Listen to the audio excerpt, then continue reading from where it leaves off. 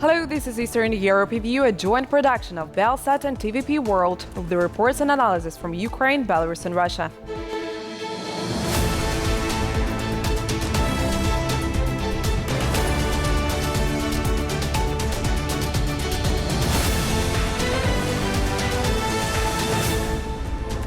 My name is Alexandra Shapalina, and these are the main stories.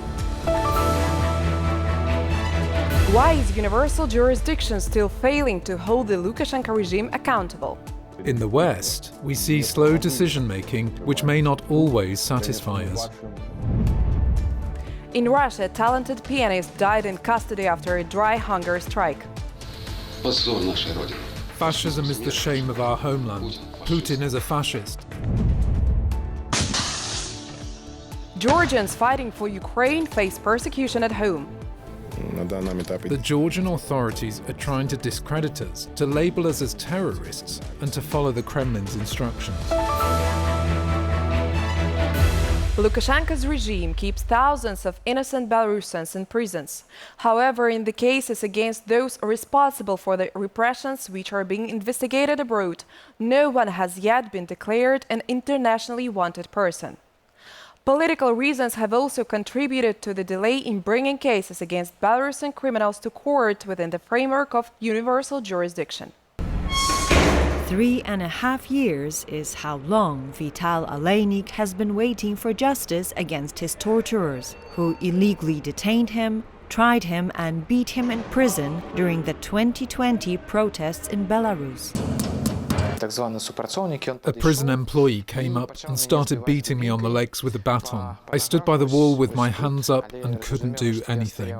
The following year, Vital's application was accepted by the investigative bodies in Lithuania under the framework of universal jurisdiction. About 60 cases involving victims of the Lukashenka regime were combined into one. The victims were interviewed, but the process has since stalled. It took me more than a year just to get access to the basic case files. A lawyer was appointed, but in fact she did nothing.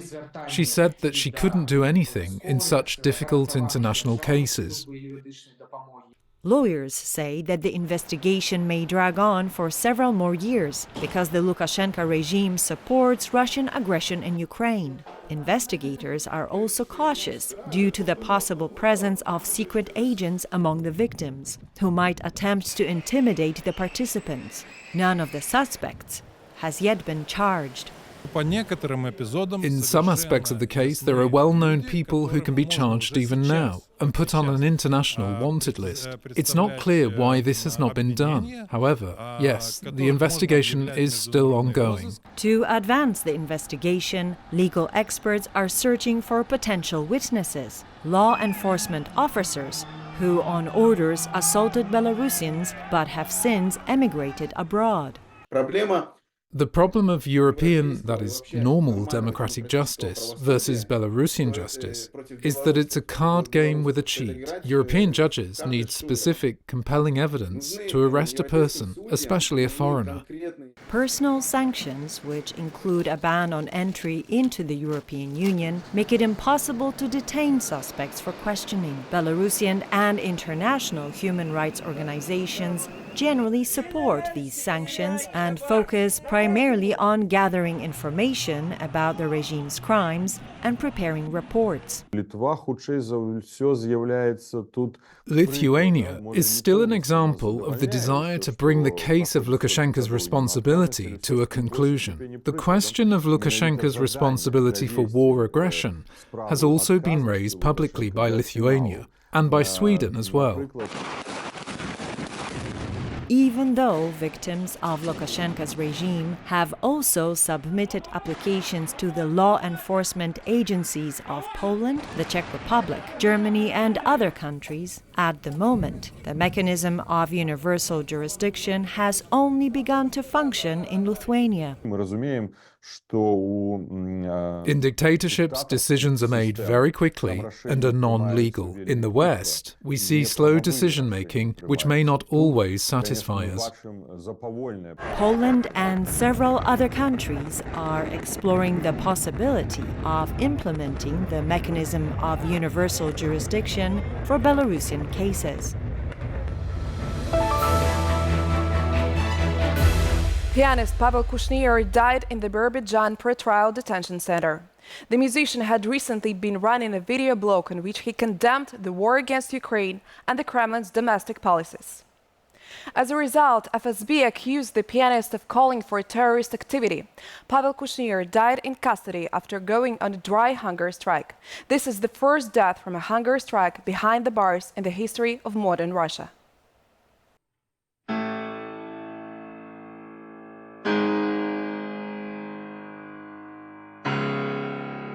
Pavel Kushnir was an exceptionally talented pianist, writer, and a person of deep integrity who could not tolerate injustice. He graduated from the Moscow Tchaikovsky Conservatory and over the past 10 years performed in philharmonics across various cities in Russia, from Kursk to Kurgan. His final place of residence was Birobidzhan, the capital of the Jewish Autonomous Region in Russia, which is known as one of the country's poorest regions, with a quarter of its population struggling for survival. I decided to stay. I had another audition, but I cancelled it. I decided to take a risk and stay and work here for 12 years. If I'm not sent to prison, drafted into the army or fired, then I hope I'll be with you for the next 12 years.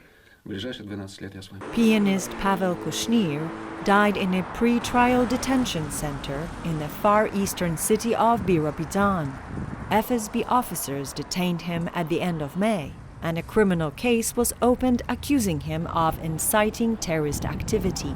On his YouTube channel, which had only 5 subscribers, he criticized Putin and Russia's full-scale invasion of Ukraine. Fascism is the shame of our homeland. Putin is a fascist. Our people sacrificed millions of lives to ensure that fascism would never return. We will not accept it. We will not worship the beast. Down with the war in Ukraine. Down with the fascist Putin regime. Freedom for all political prisoners. The pianist died at the end of July, but the news of his condition was not disclosed by representatives of the Federal Penitentiary Service. Instead, it came to light through letters from his former cellmates. Olga Romanova, head of the project Russia Behind Bars, publicly announced the musician's death, stating that Kushnir had been on a dry hunger strike. 27 июля в СИЗО в Биробиджане погиб. On the 27th of July, young pianist Pavel Kushnir died in a pre-trial detention center in Birobidzhan. He died on a hunger strike. Like many others, he was accused of terrorism. The farewell ceremony for the musician took place in Birobidzhan on August the 8th, attended by only 5 people, the same number of subscribers he had on his YouTube channel, where he criticized the Russian authorities. One of the attendees reported seeing barely concealed traces of violence on Pavel's body. It's terrible that a person who valued freedom so much died in prison. I definitely saw a bruise on his eye, closer to the bridge of his nose, despite the fact that he was clearly heavily made up. There were also traces of blood on his teeth and lips. Friends of the deceased wanted to conduct an independent examination of the body to determine the true cause of death. However, the pianist's mother, Irina Levina, opposed this and insisted on immediate cremation. According to interviews, Pavel's mother and brother did not support his political views. Pavel's childhood friend, Olga Shkrigunova, described him as a compassionate person. He was always extraordinary and very sensitive to injustice. There are very few people like him. He was a man of ideas. He had to go all the way in everything. Once, when we were about 15, we made a bet that he would not bend to the system, and he didn't, so he won. Pavel Kushnir participated in protests against the rigged presidential elections of 2012 and took part in demonstrations against the annexation of Crimea and the war in Donbass in 2014. The one reason why he moved to Birobidzhan was his hope that in the Far East he would not be forced to participate in concerts supporting the war. Russia has placed 300 fighters from the Georgian Legion, a volunteer unit fighting Russian troops as part of the Ukrainian armed forces, on its wanted list. The Georgian Legion soldiers claim that they are also facing pressure at home. The Georgian State Security Service has summoned Georgian fighters who have been fighting against Russia in Ukraine for questioning. The Georgian Legion is one of the largest foreign units in the Ukrainian army, comprised of soldiers with first-hand experience of the Russian invasion. A Legion fighter, known by the call sign Bacho, joined the fight in Ukraine in 2022, right after the start of the full-scale Russian invasion. My country is occupied, and I'm not authorized to fight the enemy there. The situation here is similar to what happened in Abkhazia in 1991. I'm from Abkhazia as well, so I understand what it's like when an enemy invades your home and your country. With my experience, I hope to save at least someone, which is why I came here.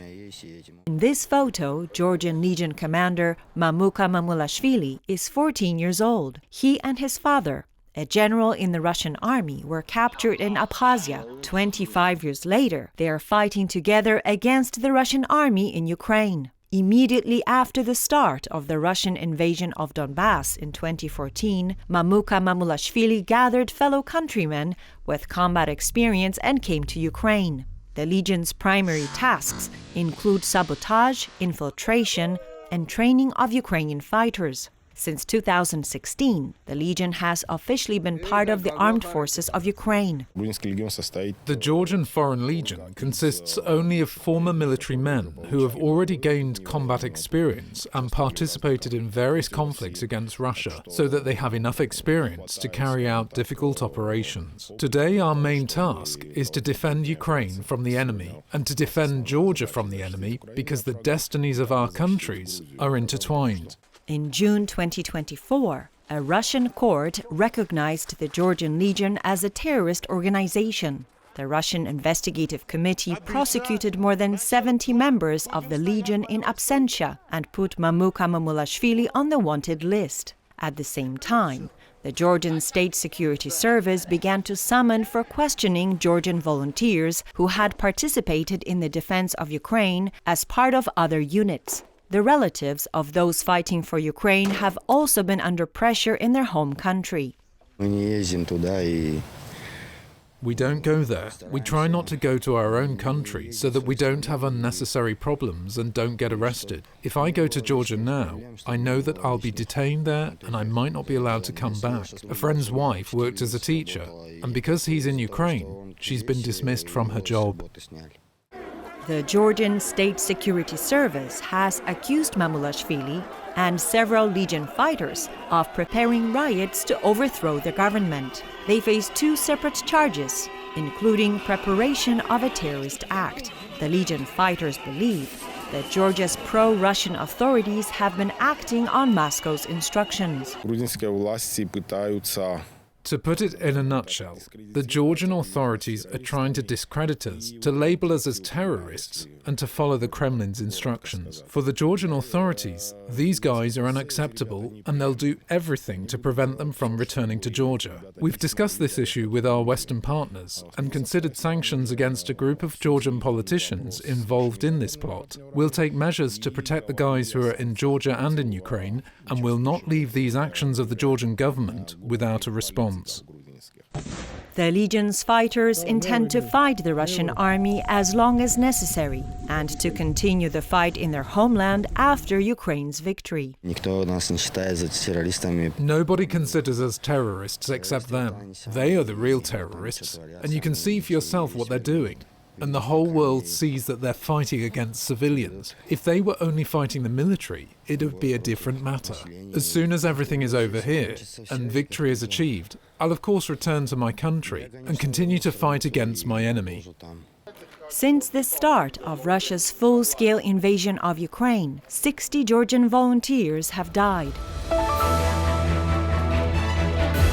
That's all for today. Thank you for watching Eastern Europe Review. We will be back next week with our news stories. I'm Alexandra Shapalina. Keep watching TVP World and see you next time.